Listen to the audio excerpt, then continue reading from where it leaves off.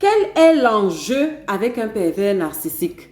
Oui, si tu as été en relation avec un pervers narcissique ou bien si tu es encore en relation avec un pervers narcissique, tu dois bien savoir une chose.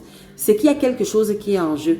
Tu n'es pas dans une relation normale. Un pervers narcissique ne peut pas, de toute façon, il n'en a pas les moyens d'être en relation normale avec quelqu'un. C'est pas possible.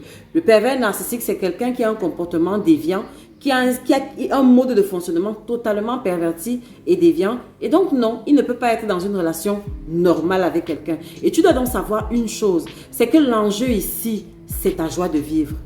L'enjeu ici, c'est ta joie de vivre. Le pervers narcissique, homme ou femme, a été attiré par toi parce que tu dégages quelque chose, tu dégages une lumière, tu dégages une joie de vivre, tu dégages quelque chose, tu dégages de bonnes ondes, tu dégages tellement d'ondes positives que lui n'a pas.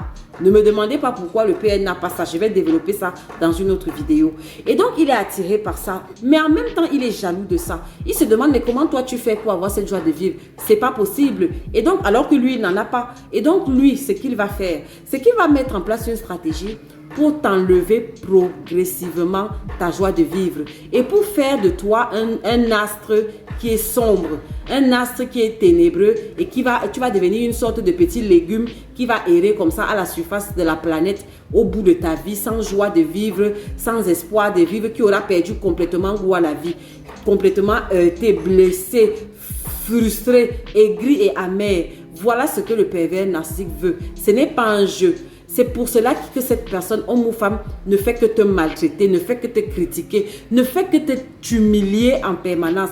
Parce que dans la tête de cette personne-là, il y a une seule personne qui doit rester au tapis, c'est toi. Et ce tapis, c'est quoi? C'est le tapis de la dépression, du désespoir, de la destruction. C'est ça, de la tristesse infinie, de l'amertume, d'un chagrin éternel. C'est ça.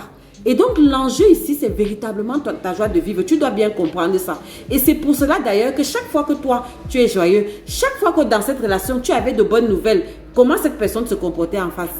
Tu ne voyais pas comment il était toujours bizarre chaque fois que toi, tu étais bien. Chaque fois qu'on t'annonçait une bonne nouvelle, il faisait toujours tout pour casser ta joie. Chaque fois que c'était un jour de fête, chaque fois que c'est ton anniversaire, chaque fois que cette personne se comportait comment? Pourquoi tu avais l'impression que cette personne était allergique, carrément allergique à ton bonheur? Tu ne t'es jamais posé la question. Pourquoi j'ai l'impression que... Et à la limite, même à un moment donné, pour avoir la paix dans la relation, toi-même, tu te plongeais dans la tristesse, tu te plongeais dans la dépression. Et c'est là où cette personne était bien avec toi. Quelle est cette personne-là qui est bien avec toi seulement quand toi, tu vas mal? Commence à réfléchir. Parce que l'enjeu, c'est ta joie de vivre qu'on va enlever.